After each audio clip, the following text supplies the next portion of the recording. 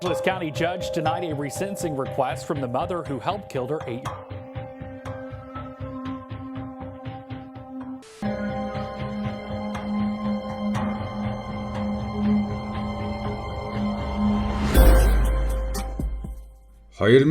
оны 2 дугаар сарын 20-ны өдөр Габриэл Фернандес хэмээх хүү Калифорни мужид төрсөн бөгөөд түүнийг анх төрөхөд хинж энэ хүүхдийн нэр Америкийн хамгийн эмгэнэлтэй эргүүдийн нэгтэй холбогдно гэж төсөөлөв.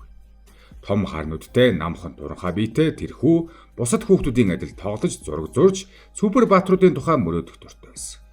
Гэхдээ түүний амьдрал эхнээсээ тогтвортой байсангүй. Ээж нь түүнийг төрүүлээд эмнэлэгт орхин явсан байна. Хэцүү амьдралтай хар тамхинд донцсон ээж Перл Фернандес нь хүүхдээ өсгөхөөс татгалзаж Габриэл өвөө эмээ дээрээ очижээ. Өвөө эмээ болон хамаатнуудынхаа гар дээр хүү 7 нас хүртлээр айх аюулгүй амьдарсан ч 2012 онд бүх зүйл өөрчлөгдсөн. Перл гинэд хүүгээ бусааж авахар шийдэн нийгмийн халамжийн байгууллагад гомдол гаргасан байна. Ойр дотны хүмүүс нь үүнийг хүүхдийнхээ халамжийн мөнгийг л авах гэж ийм үйлдэл хийж байгааг нь мэдэж байлаа. Харин Габриэлийн хувьд энэ нь ээжтэйгээ хамт амьдрах боломж байсан учраас тэр баяртай байсан. Ээж нь одоо л өөрийг нь хайрлах гэж байна гэж хүү идэгсэн. Гэвч ээж дээр очисон эхний өдрүүдээс л эхлэн тамийн амьдрал эхэлжээ. Ээжийнх нь найз залуу Изауро Агуэрен өндөр биетэй түрэмгийн аштай хүн байсан бөгөөд хөршүүд нь түүнийг байнга орж хашгирдаг гэж дурсдаг. Эхэндээ Габриэл асуудалгүй мэд байсан ч хэдхэн 7 хоногийн дараа сургууль дээрээ хөхөрсөн нүдтэй хавцсан уралтай ирж эхэлжээ. Багш нь юу болсон талаар асуухад би шатнаас унсан гэж хэлсэн ч удалгүй өөр тайлбарууд гарч эхэлсэн байна. Нэгэн өдөр хүүгийн нүүрэн дээр бүсний мөршиг урт улаан сорив харагдсан. Багш нь найж хүүхэд хамгааллын байгууллагад мэдэгдсэн байдаг. Гэвч гэрт нь очисон нийгмийн ажилтнуудад Перл бүхнийг үгүйсгэж Габриэл жайсандаа худлаа ярьсан байна. Удалгүй хүчирхийлэл улам даймжирж эхлэв. Габриэл шөнө болгон шүүгээнд унтдаг болсон. Заримдаа түнд хоол өгөхгүй олон цаг хордог байсан байна. Хүү сургууль дээрээ байнга өлссөн харагддаг байсан тул багш нар нь нууцаар хоол өгдөг гэж. Тэр хоолоо маш хурдан иддэг, хэн нэгэн булааж авахыг гэсэн мэт айд сандардаг. Тэр үед ердөө 7 настай байсан хүүхэд өдөр бүр айдастай амьдарч байлаа. Нэгэн удаа Габриэл багштай маш чимээгүй хоолоогоор би сайн хүүхэд байвал ээж намайг зодохгүй хайрлах болов уу гэж асуусан гэдэг. Энэ өгүүлбэр хожим олон хүний санаанд үлдсэн юм. Учир нь тэрхүү өөрийгөө буруутгаж байсан. Томчуудын хийж буй аимшиг зүйлсийн төлөө өөрийгөө буруутгаж байсан. Тэр үед хинч энэ хэрэг ямар аимшигтай төгсгөл рүү явж байгааг бүрэн ойлгоогүй байлаа. 2012 оны сүүл гэхэд Габриэл хүүгийн амьдрал аажмаар гамшиг болж хувирж эхэлсэн байлаа. Гэрийнх нь хаалга хаалттай байх үед дотор нь яг юу болдгийг гаднах хүмүүс бүрэн мэддэггүй байсан ч баг багаар аимшигтай дүр зураг бүрдэж эхэлжээ. Хөршүүд шөнөөрөө хүүхдийн уйлах чимээ сонсдог байсан ч удалгүй чимээ тасардаг байв. Заримдаа эрэгтэй хүний хашгирах дуугарч дараа нь айсан хүүхдийн хоолой сонсогдоод нам гүн болдог байсан. Гэвч хинч тэр хаалгыг тогшиж орсонгүй. Хойд эцэг нь Габриэлийг байнга суулдаараа эрэгтэй хүүхчиг биш гэж доромжилдог байсан. Шүүхийн үеэр гарсан мэдээллүүдээс харахад тэр хүүхд зориуд үзэн ядан дэглэдэг байсан. Заримдаа түүнийг эмэгтэйлэг байна гэж шоолж шийдэгдэг байж. Гэвч Габриэл бол ердөө 8 нас хүрж байсан хүү. Тэр супер баатруудын зураг зурж тоглоомоор тоглох дуртай, ээжтэй тэрүүлэхийг хүсдэг жирийн л жаахан хүү байсан. Гэвч гэр доторх хүчирхийлэл өдөр тутмын зүйл болж хувирсан. Түүнийг бүсээр оруулах нь зодон, хүүтийн шүршүүдээр удаан байлгах, шүүгээнд хэдэн цагаар түгжин, заримдаа хоол өгөхгүйгээр шийдэх. Нэг удаа түүнийг шалан дээр хэвтэж байхад нь үрлэн сумтай буугаар хэд хэдэн удаа буутсан байдаг. Гэвч хамгийн аимшигтай нь энэ бүх хүчирхийлэл ганц удаагийн уур хилэн биш байсан юм. Энэ бол сар сараар үргэлжилсэн системтэй тамлал байлаа.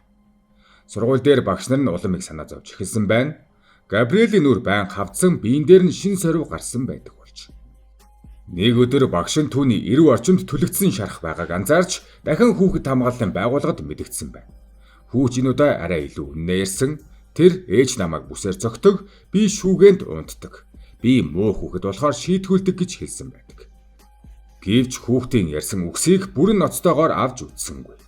Лос Анжелесийн хүүхэд хамгааллын ажилтнууд хэд хэдэн удаа гэрт нь очисон ч Перл 50 царай гаргаж бүхнийг осол гэж тайлбарласан байдаг.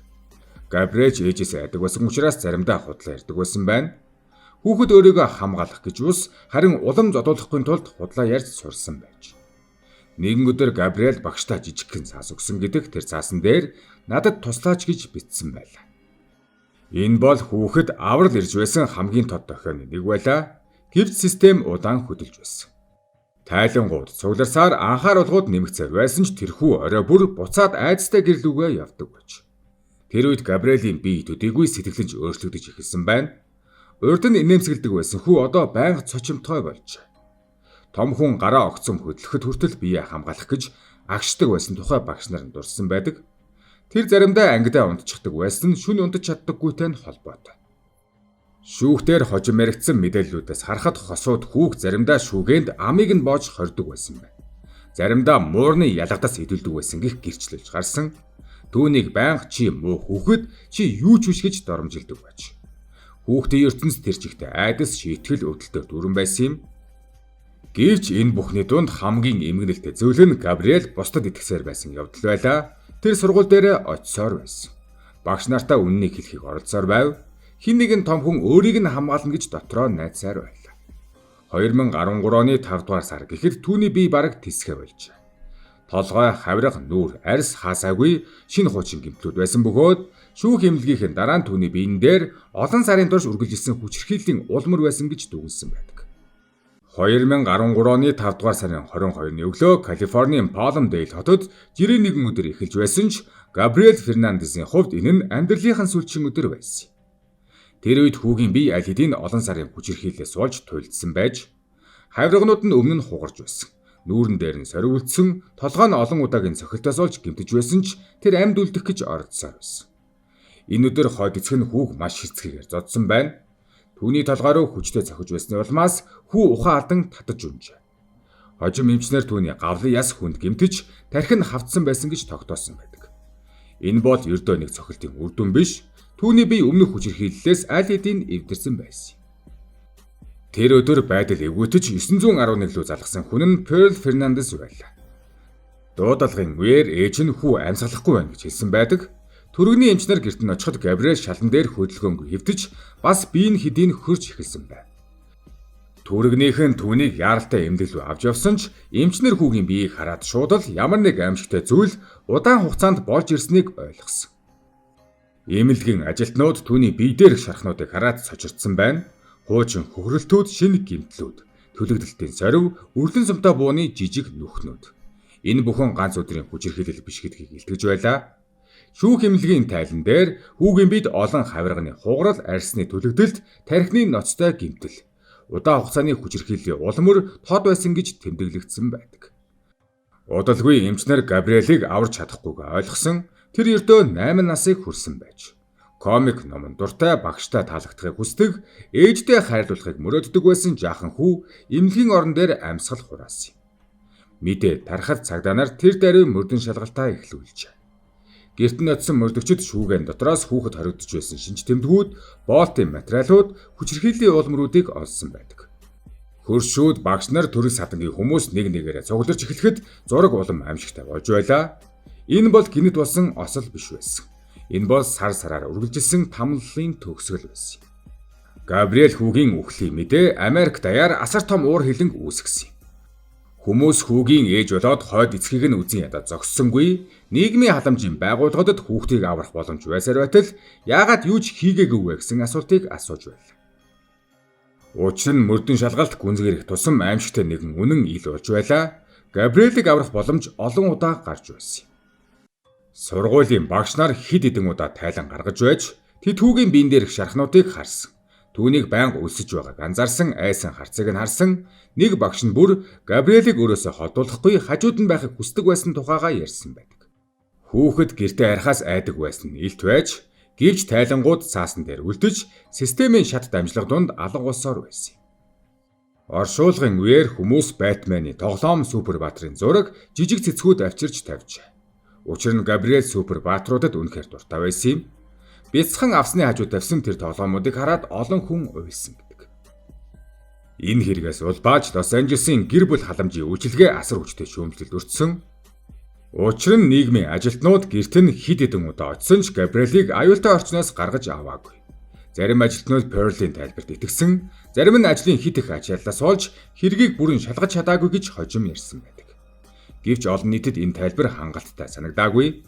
8 настай хүүхэд олон сарын турш тамлуулж байхад систем яагаад хөдөлсөнгүй вэ гэсэн асуулт үлдсэн. Шүүх хурал эхлэхэд хүмүүс өдөр бүр танхимын гадаа цуглардаг байж. Прокуроруудын танилцуулсан зургууд, эмнэлгийн тайлангууд, гэрчүүдийн мэдүүлгүүд танхим дотор байсан хүмүүсийг хүртэл уйлуулж байсан гэдэг. Габриэлийн биедүүлсэн гэмтлүүдийг тайлбарлах үед зарим сэтгүүлч хүртэл тэмдэглэлээ үргэлжлүүлж чадахгүй болсон гэдэг. Шүүхтээр нэг зүйл маш тодорхой болсон юм. Энэ бол уралсандаа нэг удаа цогсон хэрэг биш. Энэ бол удаан хугацаанд үргэлжилсэн системтэй харгислал байсан. Хойд эцэг Изаура Агуэрег хүүхдийг тамлан зовоосон 1-р зэргийн аллах үйлдсэн гэж буруутгаж 2018 онд түүнд цаазаар авах ял оноосон байна. Харин ээж Перл Фернандес бүх насаараа хоригдох халаавсан. Шүүхийн өвөр хүмүүс Перлийн царайнаас бараг ямар сэтгэл хөдлөл харагдаагүй гэж ярьдаг. Үнэн дээр Перл Фернандес багасаа хамаатныхаа ахтай хүчндүүлж 11 настайгаасаа арх болон хар тамхи хэрэгэлсэн сургуулаа хайсан зовлонд хув заяаг туулсан хүн байж. Тэр хүүгээ эргүүлж авсан шалтгаан нь найз залуугийнхаа зөвлснөөр хүүхдийн тэтгэмж авах явдал байсан. Гэвч ял оноогоод бүх зүйл дууссангүй. Хүмүүсийн уур хилэн систем рүү чиглэсэн хിവэр байсан. Учир нь энэ хэрэг нэг гэр бүлийн дотор болсон аимшигт төдий биш байлаа. Энэ хэрэг хүүхэд хамгааллын систем хэрхэн бүтлгүүдж болдгийг харуулсан хэрэг болсон. Хэрв нэг багшийн үгийг арай ноцтой сонссон бол яах байсан бол хэрвээ нийгмийн ажилтан илүү гүн шалгасан бол юу болох байсан бол хэрвээ хэн нэгэн хүн энэ хүүхдийг яг одоо гаргах хэрэгтэй гэж шийдсэн бол яах байсан бэ? Эдгээр асуултанд хэн ч хизээч бүрэн хариулж чадахгүй. 2020 онд Netflix-ийн нэвтрүүлэг цацагдсны дараа дэлхийд даяар сая хүн энэ түүхийг шинээр сонссон. Цорол дээр Габриэлийн багш нарын ярилцлага мөрдөгчдийн тайлбар, шүүхийн бодит бичлэгүүд гардаг бөгөөд хамгийн хүнд мөчүүдийн нэг нь багш нарынх нь гэмшил байсан гэж олон хүн ярьдаг. Тэд илүү их зүйл хийж болох байсан болов уу гэж өөрсдөөсөө асуусаар үлджээ. Өнөөдөр Габриэлийн нэр хүүхэд хамгааллын сургалт нийгмийн ажлын хичээлүүдээр байнга дурддагддаг. Учир нь энэ хэрэг нэг чухал үннийг сануулсан юм. Хүүхэд тусламж хүсэхдээ үргэлж чангаар ойролдоггүй.